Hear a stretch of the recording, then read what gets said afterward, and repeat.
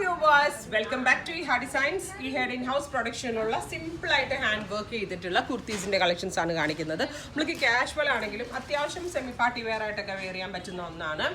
1095 ആണ് ഇതിന്റെ price. Ready for dispatch ആണ്. എവറി സൈസസ് അവൈലബിൾ ആണ്. ഫസ്റ്റ് കളർ നേവി ബ്ലൂ ആണ്.